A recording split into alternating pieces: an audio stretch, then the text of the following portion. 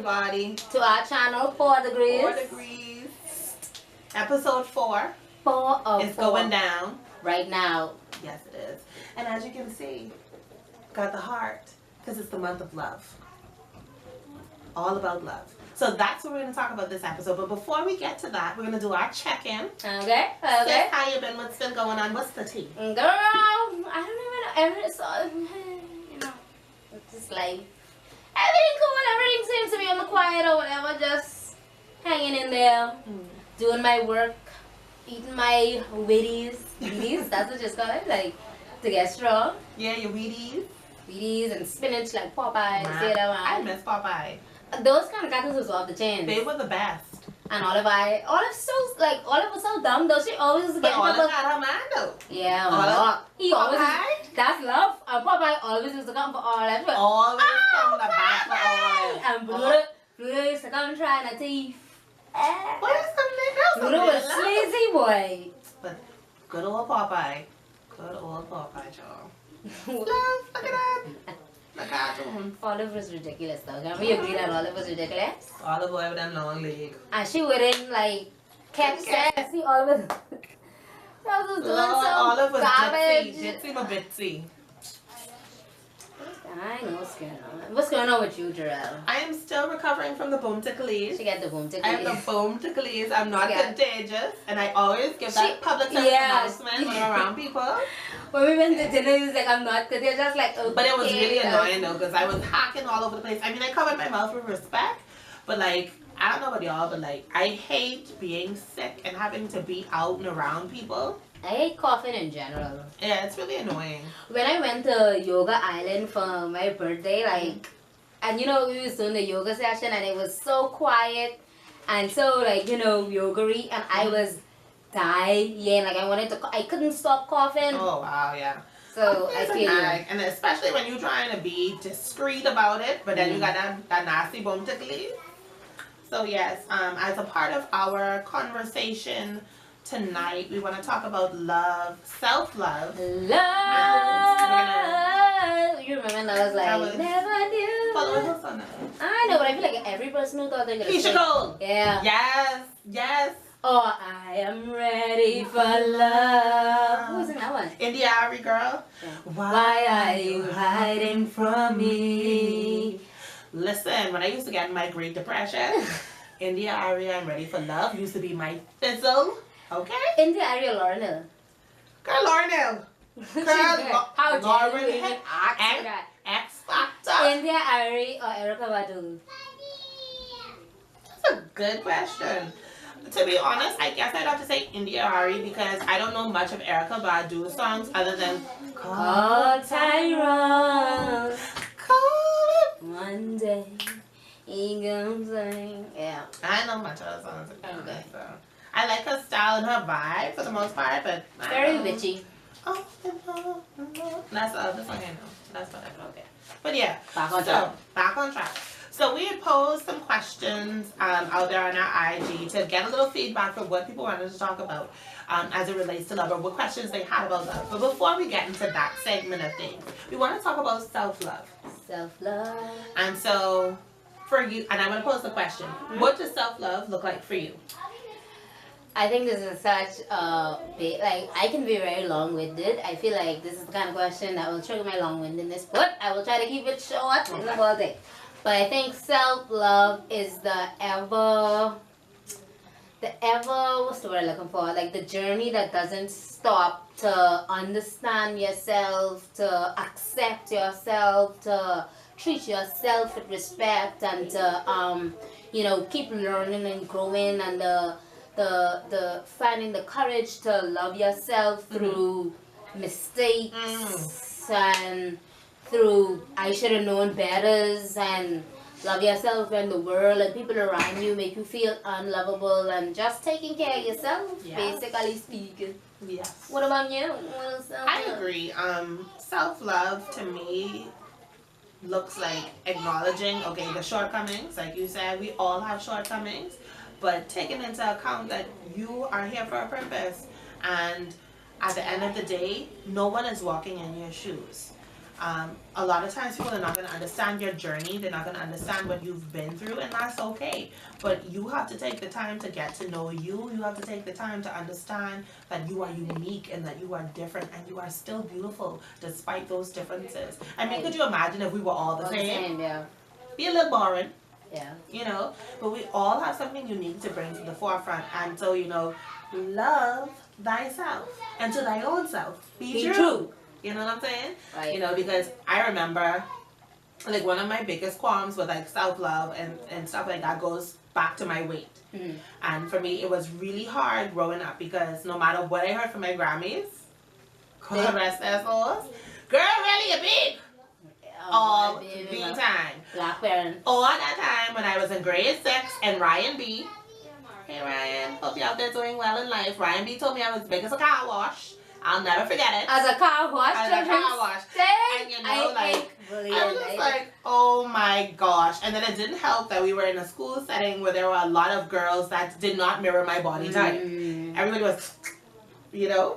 So that was very difficult and challenging for me growing up. But then as I got older, why that child tell you that? I think Ryan just wanted to hurt my feelings at some level, you know. But you know, all is well, you know. All is well. I learned that over the years. I learned to love my body. It got a little difficult after having my daughter because I realized I put on this weight, and then I was like, every year after that, I was like, girl, you need to lose 70 pounds. Girl, you need to lose. Girl, look at, I was doing the most. But I got to the point where I was like, listen. It'll take time. You have to be consistent, da-da-da-da-da. But I love the body that I'm in. Nice. And I love myself. You know, I still have those moments like, but at the end of the day, you got to love yourself. You got to look back at a woman in the mirror and say, girl, you bad. Yeah. How do you practice self-love? Girl, a good book.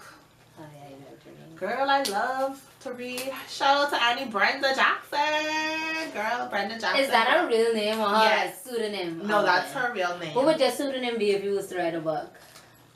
Oh my God, that's a good question. J Powers. Why? Because I'm powerful like that. Ooh, I like that. Yes. I like that. I would love to write a book though. Oh, you should. I would all. You should. You definitely should write a book. What would it be about? That's the story for another day. Okay, let's stay on track. Being very intelligent. Twin of twins. Self-love. Yes. What would you say to somebody who find it difficult to practice self-love? What would you say? Like, how would you say would be like, I guess, the steps to being at a place where you are comfortable practicing self-love? I feel like I butchered that question. What would I say? Repeat the question. What would you say to someone who? Oh my gosh, I did butcher that question. What would you say to someone who struggles with self-love?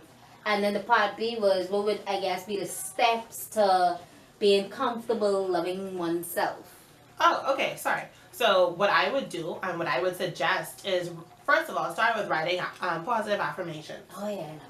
And I always typically try to do that. Like when I work with people individually, I always try to tell them, write out positive affirmations. And every time you start to feel down on yourself, you start to beat yourself up about whatever happens, you repeat those affirmations. And take the time to do something for yourself. You know, even if that's laying down and relaxing, watching a movie, listening to music, whatever the case may be, do something. What would be something that you would recommend or something that you look at doing? Or what I would tell somebody who trying to love themselves, I think I'd start off with that. I think I'll start let them start off, I guess, or suggest they maybe start off with some sort of self-expression, because I find that people, it's hard to love yourself when you don't know yourself. And not everybody knows themselves.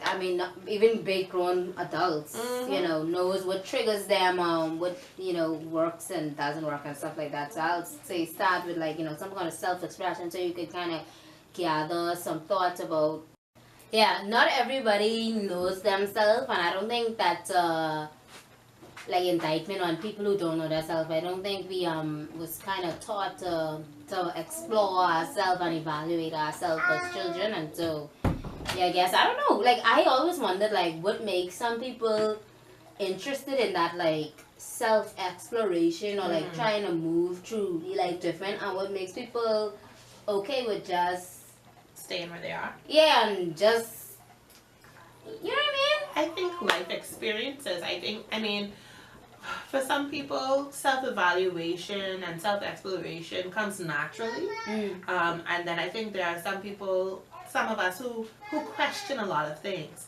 Like, why am I the way I am? You look at your experiences and you look at these things and say, how have they impacted me? Whereas some people don't look at those things. They don't think about those things as impacting them. And there's this quote that says that people raised on survival are different than people raised on love. I saw that. Yeah. And I mean, it's facts. Yeah. You know?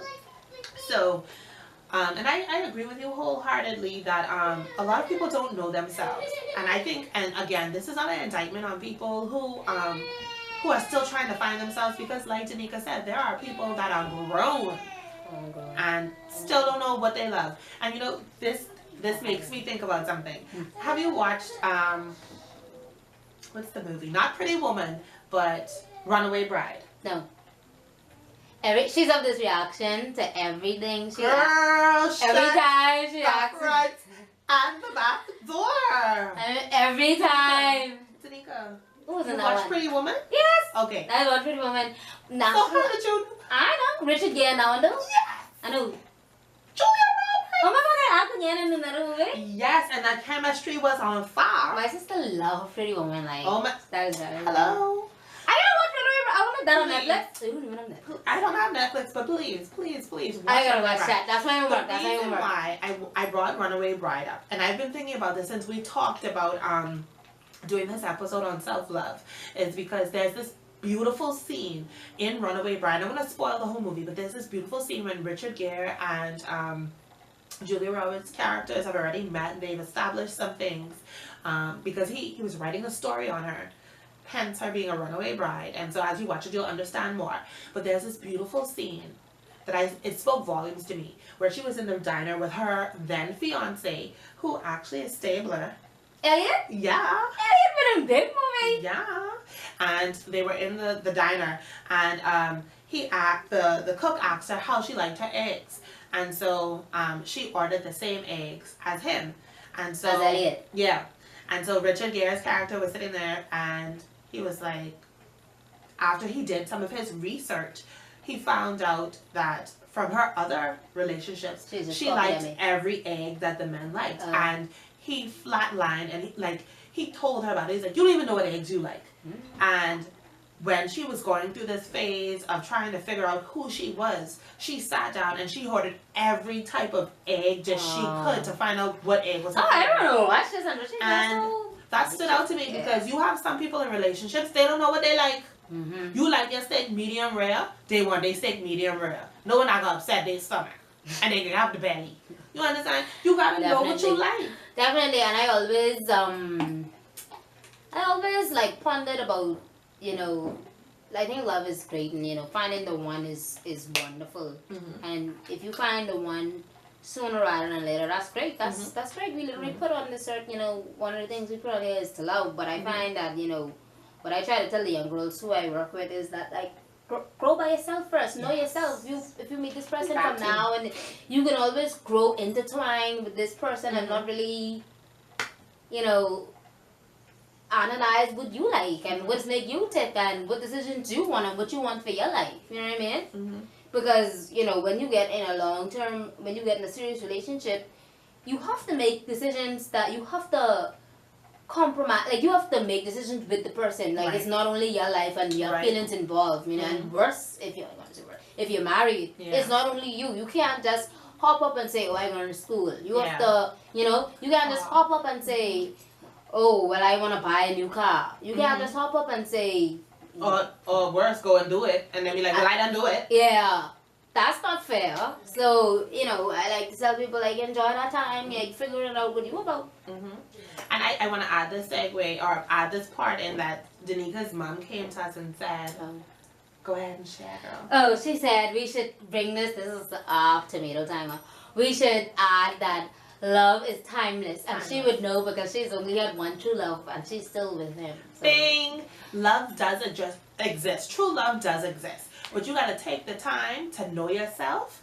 Know what you want. Know what you need before you go there leaping heaps and bounds for a wedding day. It's not just about the wedding day, people. Plenty people out here married and single, and that don't make no sense. That's a word, eh?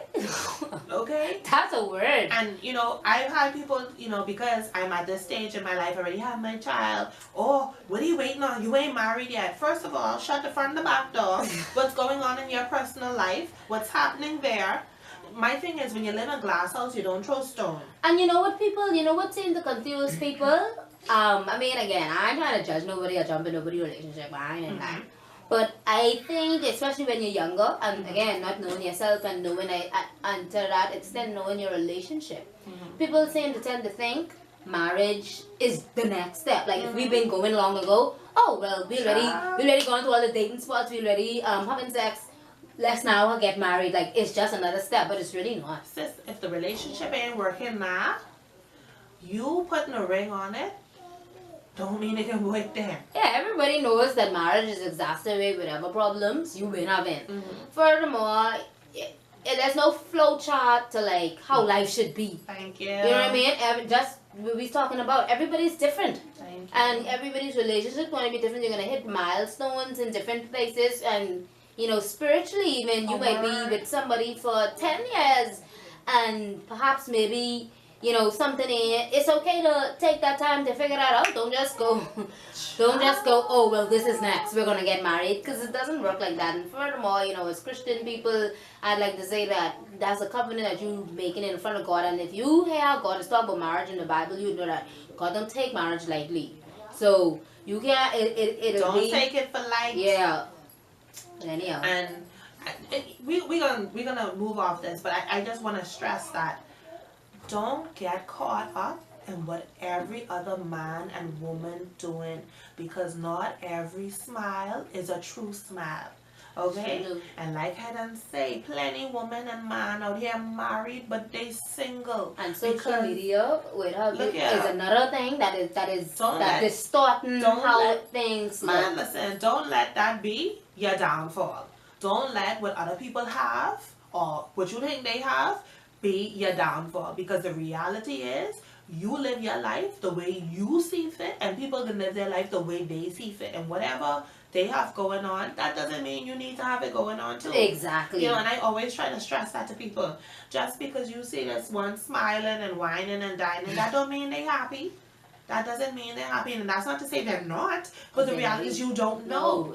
And so you have to be content with what you have. Be grateful for what you have, and look at yourself and love yourself first, so you don't fall for any and everything. Because not some of these women, some of these men, they're wolves in sheep's clothing, and you have to be careful, and you have to know what it is you want and what it is you need before you step out there and walk into something you were not prepared for. Right. But we're gonna move on. We have shout out to all the people who asked questions that they wanted us to talk about in this episode. So I'm looking at my phone, right? I think y'all can see that. But anyways, so the question that I posed is, what would you want to hear about as it relates to love? And so one of the first questions was, what does love truly look like? And so we're going to respond from our perspective. Wow. What is love? Well, what kind of love? Romantic love or love in general? No, I think romantic love. We're looking at romantic love here. So I think romantic love is... I feel like I would know what I mean. Romantic love looks like security and protection from, you know, the outside world. I think like it's so... The pressures of life are so hard sometimes and so like daunting that I think your love, your relationship should be your safe haven from the stress at work, and not to say, not to put all the pressure on like your partner, because it's not your partner job to make you happy and to, whatever the case. But your relationship should, and not to say, it can be perfect, but your relationship should be something to keep you safe and make you feel safe from all the stuff of the outside world, like, babe, it's me and you, and so, somebody and something that's growing. I think it should always be growing and evolving. I believe, in growth and evolution, and if you and it should look like something that's alive, almost like a plant. I think you could feel when some relation, and like even like friendships, like you could feel when it's stagnant or when it's dead or when you putting in more and the other person is really on your run. So I think it should feel, so that's security. It should look like security. It should look like positive growth. And if all fails, I think, not to be a Bible number here, but I think for me, it should feel like how the love that I feel from God, from Source, I feel like it's how I feel it should be manifested in a relationship. So it should be the way how, the universe loves us and wants the best for us. I think that should be manifested in the relationship, and that's my answer. Okay. I'm taking it. I'm feeling it. Love. Okay, and then the next part of it. You didn't answer? Oh, sorry. I was gonna go. Okay, go. Want to go to the next question, or you want me to answer? No, you go. Okay. Next question. Sorry. I'm having a brain fart. Let's No, you answer. Okay, so my answer. What does love truly look like? So for me, love truly looks like that effortlessness. Love is that when you haven't seen that person like for those couple of days, maybe a week, maybe a few hours, and you've really been thinking about them, and you get those butterflies, you get those knots in your stomach. Do you still get butterflies? Yes. Like, and they say absence makes the heart grow fonder, and like love looks like knowing that when you're going through it and you cry on that person's shoulder, and like just them being there brings you comfort. Love looks like knowing and understanding that despite your flaws, that this person still accepts you, despite the crazy, that this person still accepts you, and despite all of these shortcomings, they're still there, and love looks like support, and love looks like all of those things. Love looks like, even though I can't stand your stomach right now, this my man, or this my woman. And so to me, that's what love looks like. I like that. Love's gonna look like different for everybody, but like love looks and feels like I know this is what I need. I know that this is what I want. I know I'm not settling. That's not settling. Okay. Okay. So I'm gonna break this question down into two parts. I like excited yourself. No, this is so this question, like I said, break it down into two parts. Can somebody cheat on you and love you? Honestly, I feel like I can get shots and daggers for this. Like politically, I feel like the politically correct answer is no. But I feel like let's say it was like a slam bam, thank you, mom. Or, he was going. I don't know. I feel like cheating is awful. Like, why weren't you thinking of me? Like, why would you disregard and throw my feelings away? But I feel like if it was like one slip up, they might, they could still love you and stuff, but they just selfish in that moment or whatever the case may be. I think if it was like an ongoing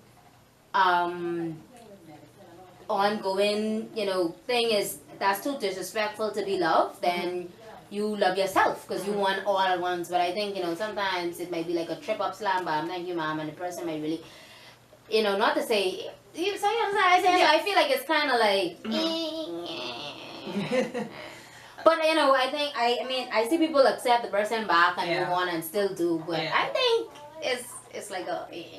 Okay, so my thought process on can someone love you and cheat on you?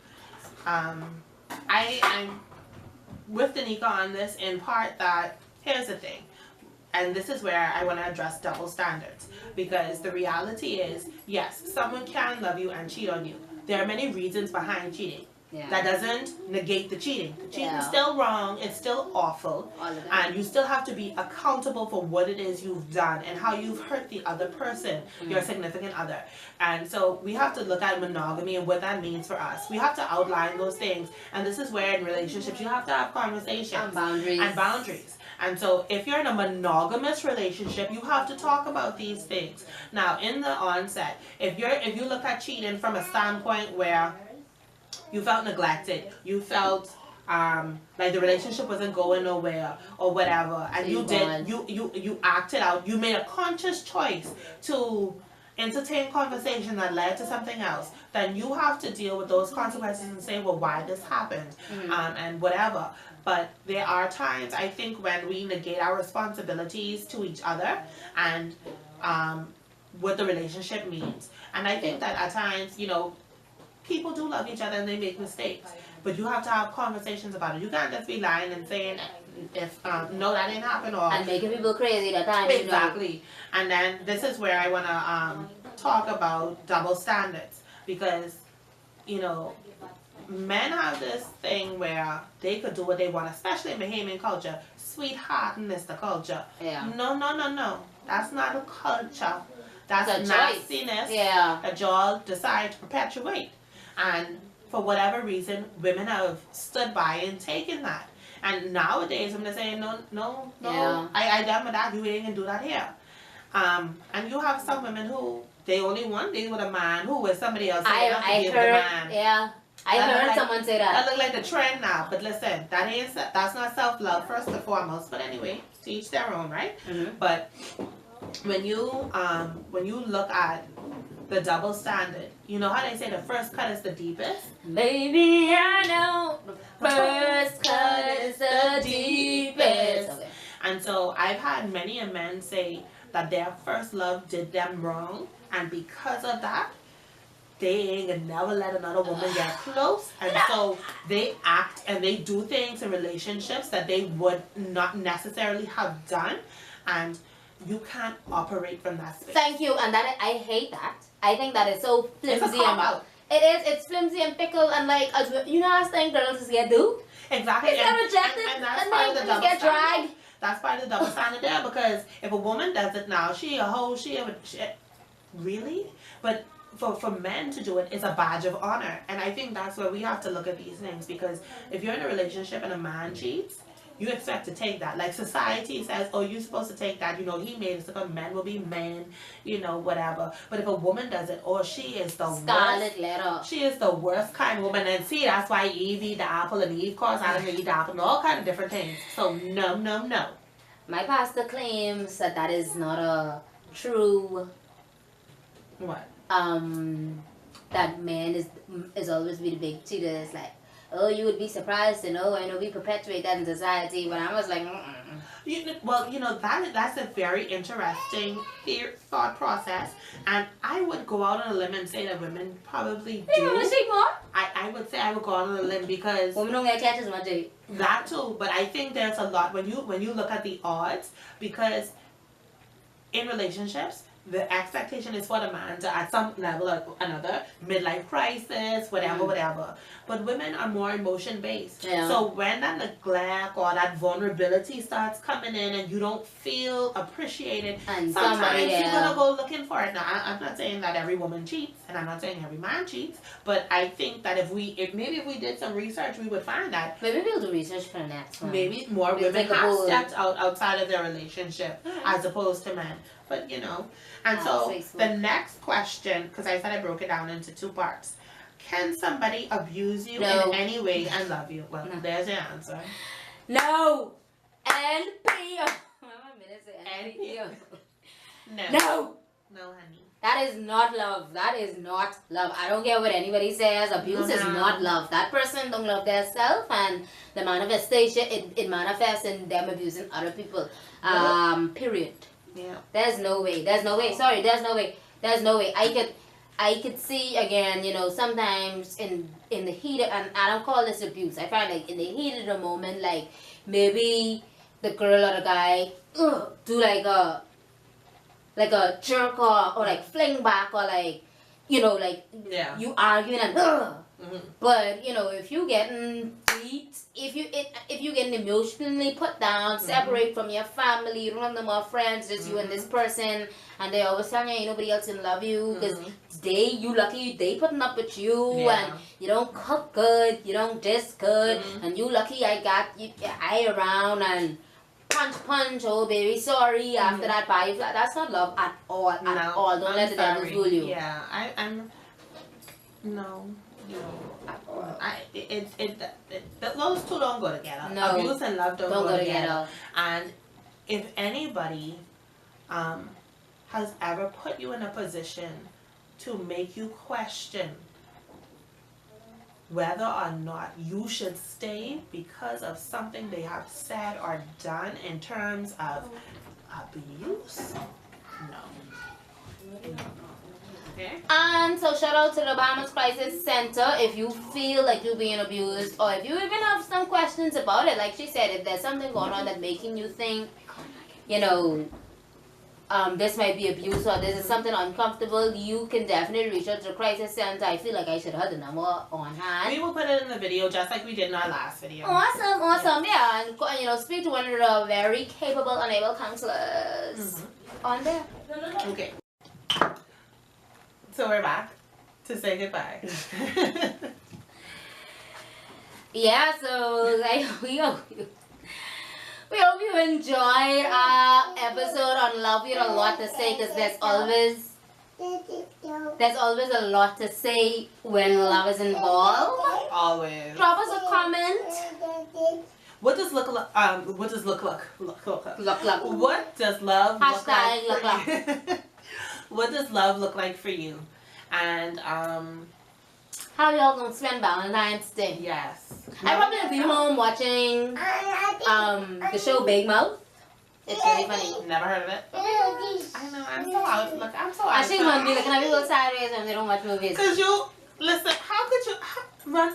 Let's take a poll. You all watch Runaway Bride. If you're still actually watching this video, which you should be because it's awesome. Please let us know if you've watched Runaway Bride. That's it. That's all. See y'all later for episode